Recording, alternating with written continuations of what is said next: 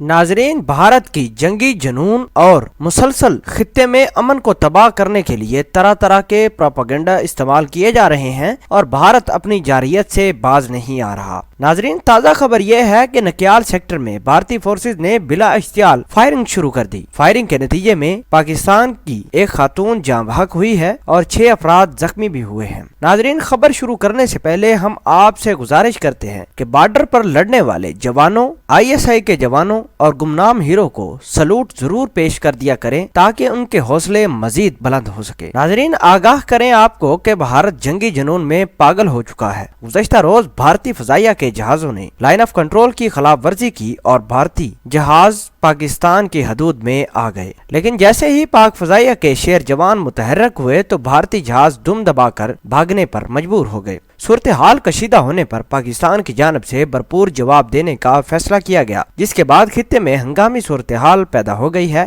لیکن بھارتی ابھی بھی باز نہیں آیا اور مظفر آباد کے نکیال سیکٹر میں بھارتی فورسز آپے سے باہر ہو گئی ہیں۔ عباس پور کنٹرول لائن پر بھارتی فورسز نے اشتعال انگیز فائرنگ کر دی ہے، جس کے بعد پاکستانی فورسز بھی میدان میں آئی ہیں اور دشمن کو منہ توڑ جواب دے دیا۔ میڈیا کے مطابق مظفر آباد کے مختلف علاقوں میں بھارتی فورسز کی گولہ باری اور فائرنگ کا سلسلہ جاری ہے۔ نکیال سیکٹر کے عباس پور کے علاقے میں بھارتی فورسز کا بلا اشتعال فائرنگ کا سلسلہ جاری ہے۔ مقامی ذرائع کا کہنا ہے کہ بھارتی فورسز کی جانب سے آبادی والے علاقے کو نشانہ بنایا جا رہا ہے اور کافی عرصے سے فائرنگ اور گولیوں کی آوازیں سنائی دے رہی ہیں۔ مقامی ذرائع کا مزید کہنا ہے کہ بھارتی فوج کی فائرنگ کا جواب پاک آرمی کے جوانوں نے بھرپور انداز میں دیا ہے، جبکہ بھارتی فورسز کی فائرنگ سے 6 افراد کے شدید زخمی ہونے کی اطلاعات بھی موصول ہوئی ہیں۔ جو افراد زخمی ہوئے ہیں ان میں سے ایک خاتون شہید ہو گئی ہیں اور بھارتی فورسز کی جانب سے کھوئی رٹا سیکٹر کو بھی نشانہ بنایا گیا ہے۔ ناظرین، آگاہ کریں کہ پاکستان آرمی کی جوابی کارروائی میں بھارتی توپ خانے اور ان کی فائرنگ کا منہ بالکل بند ہو چکا ہے اور پاکستان آرمی کی منہ توڑ کارروائی میں بھارت کی کچھ چوکیاں بھی تباہ ہوئی ہیں۔